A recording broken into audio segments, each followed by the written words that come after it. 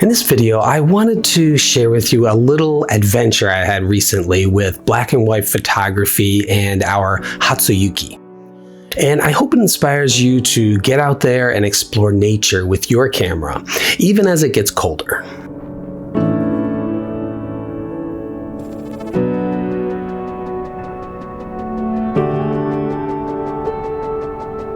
Hi, I'm Josh, and welcome to Shizen Style. The weather has been weird this year, and I've been patiently waiting for a real first snowfall. But the wait is finally over for our Hatsuyuki, or the first snowfall of a new winter.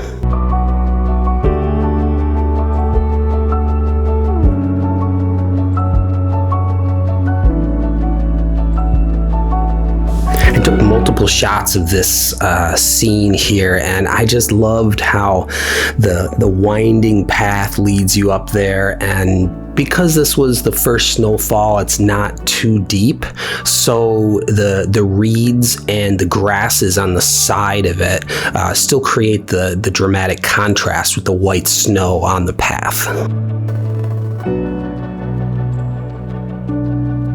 Japan loves to celebrate the seasons and nature, and this video is sort of my celebration of the poetic term Hatsuyuki. A little later, I'll also share one of my favorite haiku that fits this theme. With cold fingers and the wind pounding at times, I decided to shoot in black and white. I often switch the viewfinder to black and white so it helps me concentrate on the tones, textures, and composition, as opposed to the distracting colors. I was drawn to this composition mainly for the lines with the dark pines in the background and then the one fallen pine in the front that still had all the snow on it, created a dramatic, a bold white line.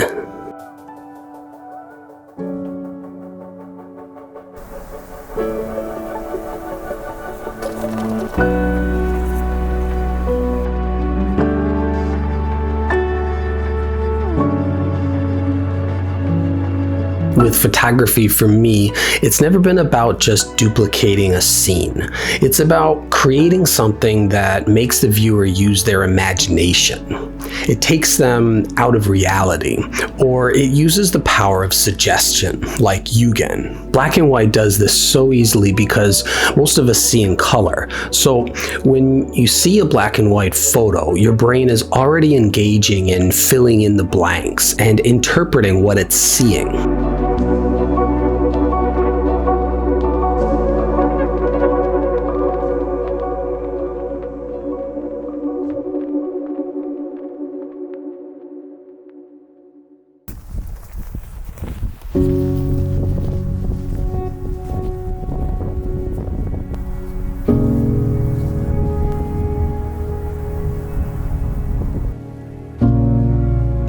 Here's a shot where the hillside was really just providing minimalist type of shots, and I really wanted to try to capture the wind that was blowing across, and it was snowing, although not snowing too hard. It was more of the wind gust taking the snow across, kind of fading out the trees in the background.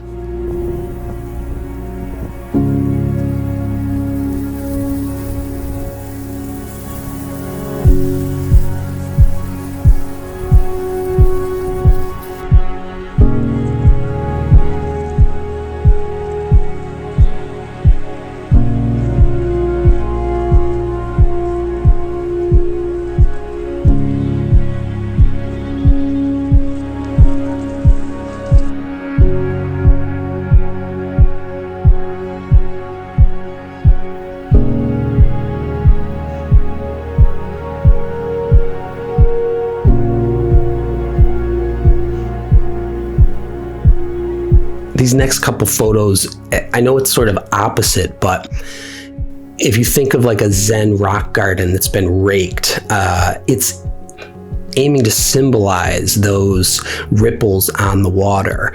And here it's beautiful that it's like these ripples are frozen in time. And I just thought that was really interesting because I was sort of trying to create a rock garden, which is trying to create the real thing. So I just found that sort of interesting.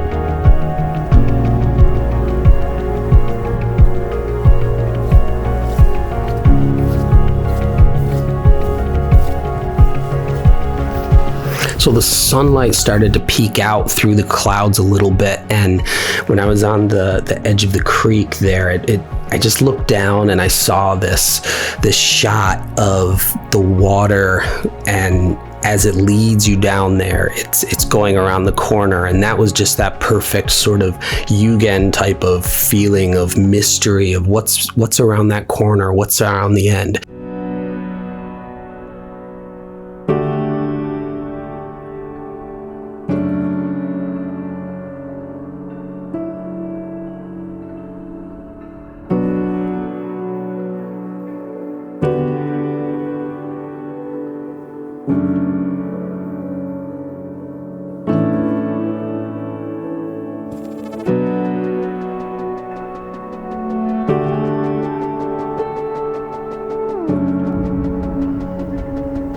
Towards the end there, I came across this little deer.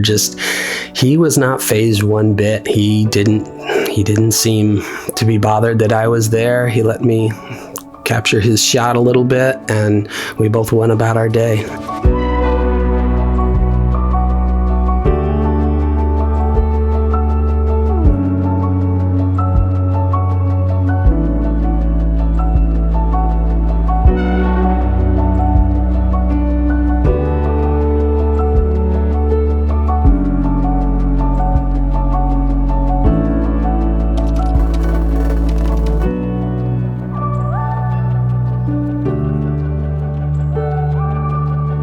In the following haiku by Basho, he used the term hijiri and hijiri kozo, mendicant monk or holy man, spiritual man. Although a poet, Basho was not unlike a spiritual traveling monk.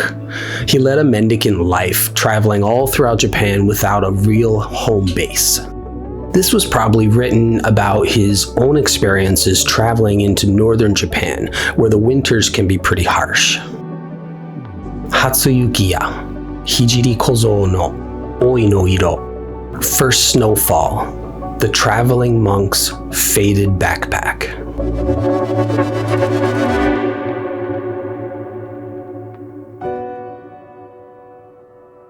So this is what my Hatsuyuki, or first snowfall, looked like. So I hope you enjoyed some of the black and white and almost minimalist photos that I had out there.